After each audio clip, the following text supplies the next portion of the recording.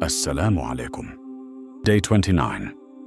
Welcome to Kul and our daily dua. رب اجعلني مقيم الصلاة ومن ذريتي ربنا وتقبل دعاء. ربنا اغفر لي ولوالدي وللمؤمنين يوم يقوم الحساب.